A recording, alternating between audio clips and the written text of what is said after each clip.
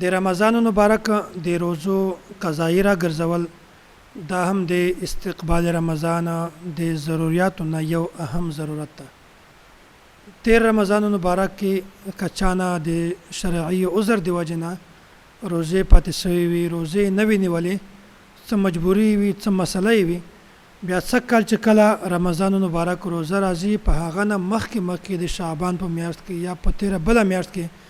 د هغو قضایی روزي د قضا ادا کولو ترتیب جوړ کړي.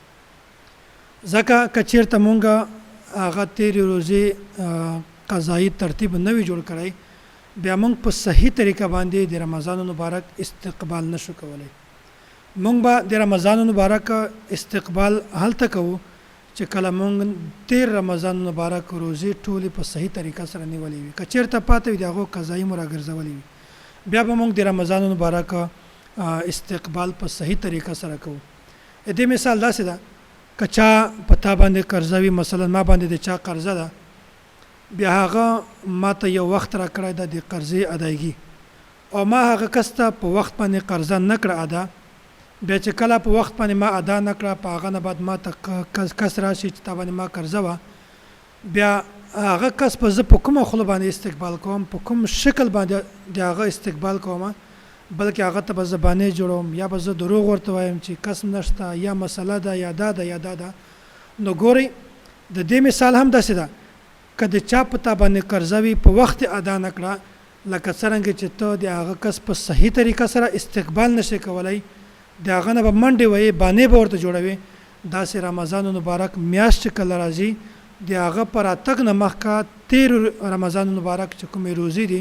د هغه روزي قضایی چې کومې درنه پاتې دي هغې ادا کول هغه نه مخکې ضروري دي. که چا هغه روزي ادا کړې نه وي د هغوی قضایی نه وي کړې، بیا په داسې صورت کې د راتلونکي رمضان مبارک استقبال دی په صحیح طریقه سره نشي کولی.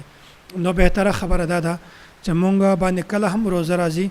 نو مونږ په داسې حال کې روزه را باندې راشي چې 13 روزې چې کومې مونږ روزې خوړلې دي مونږ نه پاتې شوي دي شرعي عذر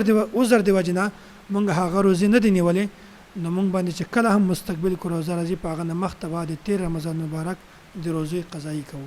بیا په داسې وخت کې مونږ ته د رمضان مبارک نورانیت، برکات او ثمرات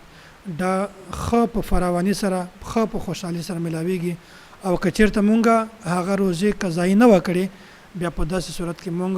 دا دعوه نشو کولی چې مونږ په صحیح طریقه سره د رمضان مبارک استقبال کوو.